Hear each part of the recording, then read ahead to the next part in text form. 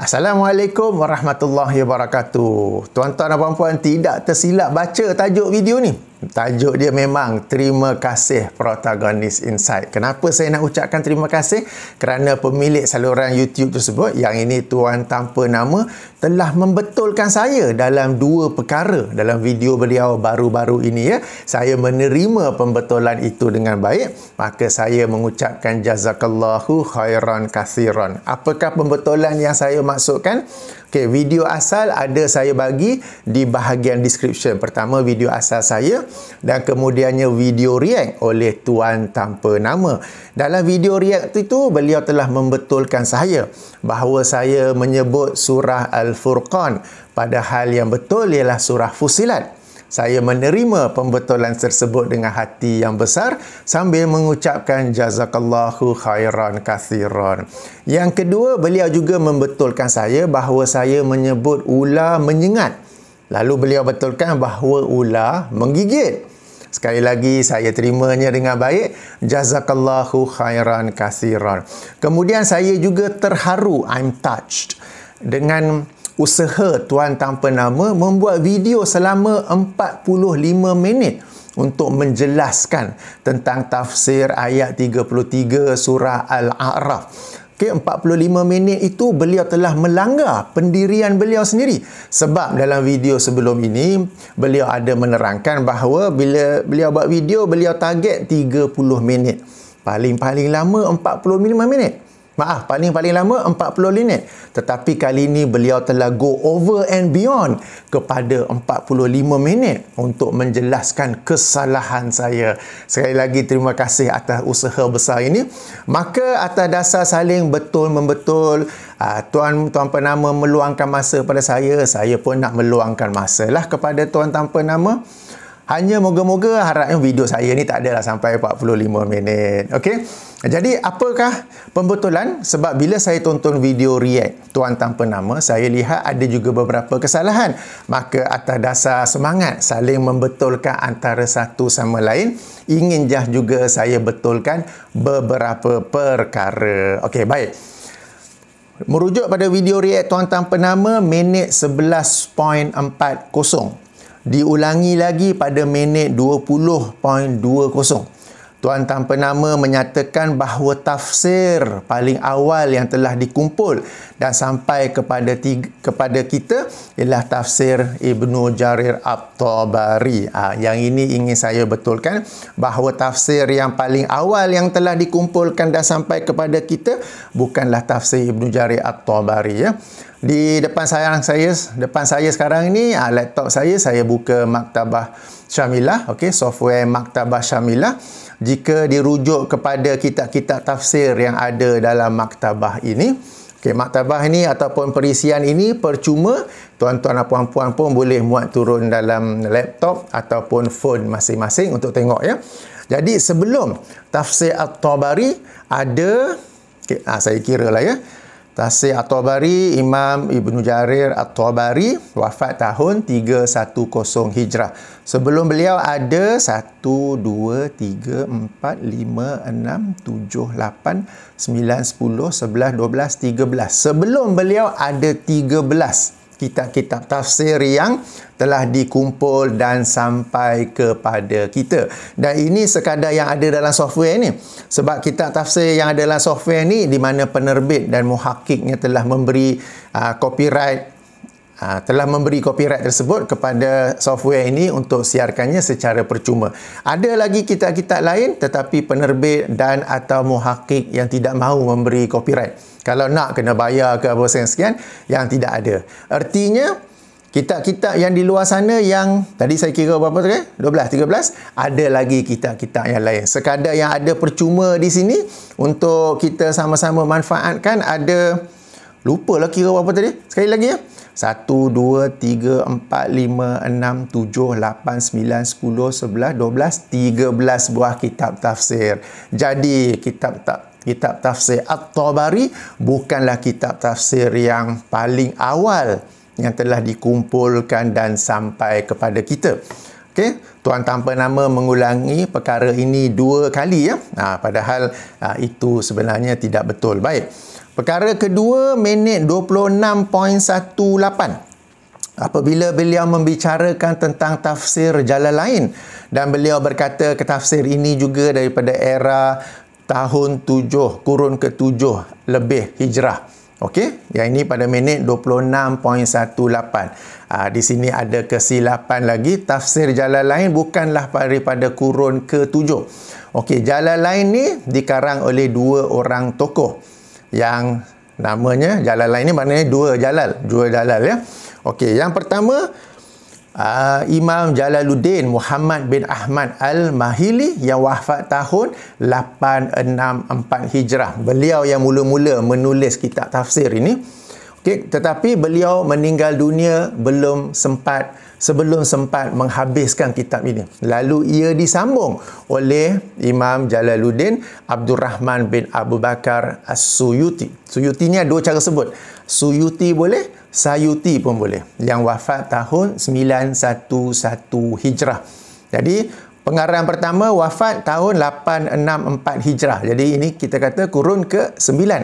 Dan Imam As-Sayuti wafat tahun 911 Hijrah. Kita kata yang ini kurun ke-10. Jadi kurun ke-9, kurun ke-10, ia bukanlah kurun ke-7 Hijrah.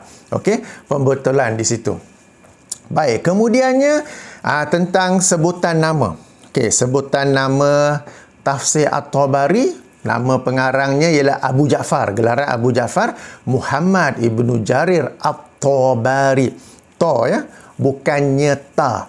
Okey, kalau kita rujuk kepada sebutan Tuan Tanpa Nama minit 11.45, beliau sebut Jarir At-Tabari. Bukan ta tetapi ta. Okey, bukan Jarir. Jarir tu nama ayah dia. Okey, dia Muhammad Ibnu Jarir At-Tabari. Okey, jadi bukan Jarir Al-Tabari. Demikian juga pada minit 20.22 beliau sebut nama.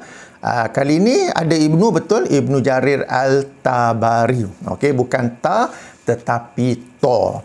Okey, yang ini kita kata okey, tak apa, tersalah sebut, tetapi yang menjadi isu yang lebih besar pula, isu lebih besar ialah beliau ada sebut, ada menulis, okey, ada menulis menaip di ruangan komen tokoh yang sama, tetapi kali ini Jarir Ibnu Tabari. Boleh nampak ke? Okey, Jarir Ibnu Tabari. Okey, beliau sendiri yang tulis. Dan kemudiannya perkara ini dibawa perhatian oleh Abdul Hadi. Okey, biasa sebelum ni saya sebut Tuan Abdul Hadi, tapi dalam video baru ni dia kata jangan sebut. Oh, saya pun tak nak sebut tuan-tuan ada belakang, saya pun kena pula. Jadi beliau pun highlight lah perkara ni, highlight kesalahan ini, dan Tuan Tanpa Nama pun membalas balik video tersebut dengan satu damage control yang sebenarnya lagi teruk. Damage control ni bila berlaku satu perkara kesalahan, lalu kita nak perbetulkannya. Pastikanlah yang kita nak buat tu dapat membetulkan, bukanlah lagi memburukkan suasana ya. Baik, video tak boleh sebut tuan, video Abdul Hadi yang mengkritik tentang tulisan Jarir Ibnu Tabari ini ada saya bagi di bahagian description. Demikian juga video react oleh Tuan Tanpa Nama. Cuma dalam video react itu Tuan Tanpa Nama berkata itu mungkin typo error atau mungkin autocorrect. Sebab beliau berkata yang beliau nak sebut ialah Jarir ATH Tabari. Okey, tetapi typo error menjadi IBN ataupun ada autocorrect lalu menjadi IBN. So sini yang jadi the bigger issue. Okey, the bigger issue. Kenapa? Baik, tuan-tuan dan puan-puan, anda semua kita biasakan hantar teks. Dan sekali-sekala memang berlaku typo error. Macam mana kita nak katakan kita dapat teks, kita tengok situ tu typo error. Ni macam mana? Kita tengok keyboard. Selalunya typo error tu huruf yang sebelah. Huruf yang sebelah. Dia tak akan pergi typo error tapi satu huruf yang sana, huruf ke sini kan. Cuba tengok keyboard phone masing-masing atau keyboard laptop masing-masing. Cara susunannya sama.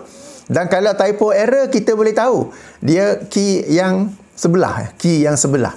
Okey, sekarang cuba bandingkan antara huruf A, T, H dengan I, B, N. Apakah ia sebelah-sebelah ataupun ia jauh-jauh? Ia jauh-jauh. Itu yang pertama. Yang kedua, dalam video Dalam video, tuan tanpa nama 2 kali sebut nama imam ini dan beliau tak ada nak sebut At-Tabari. Ya, dua-dua kali tu ialah Al-Tabari. Al-Tabari. Jadi bagi beliau ialah AL, bukannya ATH. Beliau hanya tahu ianya ATH apabila di-highlight, diperbetulkan oleh Abdul Hadi dalam videonya. So, he never meant to type ATH because in his mind it is never ATH. Okay? Because this error was made before the video of Abdul Hadi. He never meant to write ATH. If he wants to write correctly, it is AL, never ATH. Okay, itu yang pertama. Yang kedua, autocorrect. Okay, sama, kita pun ada phone kadang-kadang autocorrect. Autocorrect ni dia betulkan perkataan paling dekat. Jadi kalau ada autocorrect yang switch on dalam keyboardnya tu, IBN autocorrect akan betulkan jadi BIN. Autocorrect tidak akan betulkan daripada ATH kepada IBN. Okey, autocorrect tidak akan betulkan daripada ATH kepada IBN. Dan sekali lagi saya tekankan, di sisi tuan tanpa nama, Ibnu Jarir tidak pernah dimasukkan sebagai ATH, tetapi AL Tabari, huruf ta, bukannya to. Huruf to tu diperbetulkan oleh Abdul Hadi, tapi tuan tanpa nama tidak mahu mengaku bahawa dia sendiri telah mengambil pelajaran daripada video Abdul Hadi tersebut, ya. Baik, video tu saya ada bagi di bahagian description. Okey. Jadi satu perkara yang kita kata kecil, tetapi yang damage control yang cuba dilakukan oleh tuan tanpa nama makes things worse, ya. Jadi atas dasar teguran antara satu sama lain, saya pun inginlah menegur pada tuan tanpa nama, your audience is not stupid. Some of them could be, but others are not stupid. So don't make a fool of yourself by making such and such excuses. Baik, di sini timbul soalan lain pula, ya, soalan lain. Apa yang nak bising-bising sangat perkara-perkara ni? Ini perkara-perkara secondary, perkara-perkara teknikal je. Yang penting ialah kandungan tafsir. Yang penting ialah apa yang terkandung dalam tafsir At-Tabari, bukan cara nak sebut nama Imam At-Tabari, kan? Baik, tuan-tuan dan puan-puan. Perkara ini penting. Perkara ini penting dalam disiplin ilmu sebab ia tanda-tanda awal untuk kita mengenali sama ada seseorang itu dia pakar ataupun tidak dalam bidang yang dia hendak bicarakan. Ia petanda-petanda awal. Okey, saya bagi contoh lain lah. Okey, saya kerja seorang juruterbang. Alright, saya bawa kapal terbang Airbus model A350. Baik, katakanlah sekarang saya dengan Malaysia Airlines, saya nak mohon kerja dengan satu syarikat penerbangan yang lain. Saya pun mohon hantar resume dan kemudian dipanggil untuk interview. Saya pun pergi. Okey, jadi duduk. Adalah 2-3 orang panel interview, kan. Lalu mereka bertanya, so Captain Hafiz, what aircraft are you flying at this moment? Okey, kapal terbang jenis apa kamu sedang pandu sekarang ni? Oh, saya pandu kapal terbang Airbus. Yang panel pun macam, what? I am flying Airbus. You mean Airbus? A-I-R-B-A-B-U-S? No. I'm flying Airbus. Panel tu pun macam, ya benar Muhammad ni. Okay, what model of Airbus are you flying? Or I'm flying A530. You mean 350? No. 530. Nombor model salah, cara sebut nama terbang salah. Biar betul. Lepas tu dia orang tanya lagi. Okay. Before flying Airbus, what other aircraft do you fly? Oh, I fly Boeing. Oh, panel betul kejut. Say again. I fly Boeing. You mean Boeing? No. Boeing. Agak-agaknya saya ni lulus tak interview tu. Kan? Jadi awal-awal lagi macam tanya jenis terbang pun sebut boleh macam ke apa ke. Kan? Ini petanda awal. Kalau saya pun cakap, kan, tuan-tuan dan puan-puan yang menonton ni kebanyakannya mungkin bukan daripada bidang aviation, bukan bidang penerbangan, tapi sekurang-kurangnya nak sebut Airbus tu tahulah. Nak sebut Boeing tu tahulah, kan. Airbus jadi Airbus. Boeing jadi Boeing. Tak apalah, banyak lagi orang yang nak apply kerja dengan airline ni, tak payahlah kan. Jadi sama juga dalam bidang tuan-tuan. Katakanlah anda mendengar seseorang cakaplah, tak kisahlah anda dalam bidang undang-undang ke, anda lawyer ke, anda engineer ke, anda arkitek ke, anda doktor ke. Cuba bila kita dengar seseorang, kita nak tahu dia tu pakar ataupun tidak dalam bidang tersebut. Ada petanda-petanda awal. So antara petandanya bila dia nak bincang tentang kitab tafsir yang paling awal.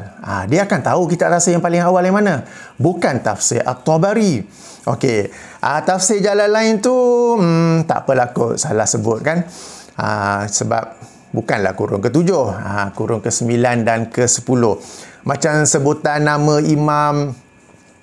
Kemudiannya dalam video react ke atas video Abdul Hadi, tuan tanpa nama dia bos lagi ya. Dia suka bos diri dia suka bos kan. Sebelum ni kita ingat yang gunung paling tinggi ialah Gunung Everest. Tengok ada ego yang lagi tinggi, iaitu ego hamba Allah tu lah. Dia bos yang dia ni pun ada pengajian-pengajian yang lain, ada talaki. Okey, talaki ni belajar face to face. Kalau betul belajar face to face, guru dia sudah pasti 200% akan membetulkan cara dia membuat sebutan. Melainkan guru dia bangang, tak mungkin. Melainkan guru dia pekak, tak mungkin. Melainkan dia tak ada talaki, yang itu mungkin. Okey, jadi tuan-tuan dan puan-puan, sebab tu perkara ni penting. Okey, orang yang tak faham, dia akan meremehkannya. Alah, apa bising-bising jenis nama lah, kurun yang mana lah, kitab yang mana. Tak, ini petanda-petanda awal. Apakah apabila seseorang itu bicara subjek tersebut, dia faham ke tidak? Macam orang bincang kereta Tesla, kan dia tanya berapa silinder kan, ataupun kita buat tanya, oh kereta Tesla, menarik lah, berapa silinder ni? Dia pun tembak je, 4 silinder. Ada turbo, oh twin turbo, masuk minyak ke mana? Kan? Ini sebagai contoh sama ada orang itu pakar ataupun tidak dalam bidang automobil. Samalah juga ini petanda pakar ataupun tidak dalam bidang tafsir. Jadi nasihat saya, teguran saya kepada tuan tanpa nama, you can fool some people but you cannot fool others.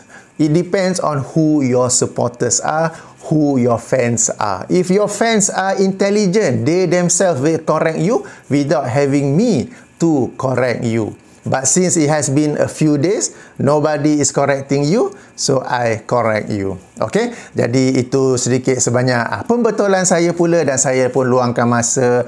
Okay, dalam 18 minit cukup lah ya. Baik. Subhanakallahumma wa bihamdika asyhadu an la ilaha illa anta astaghfiruka wa atubu ilaika. Assalamualaikum warahmatullahi wabarakatuh.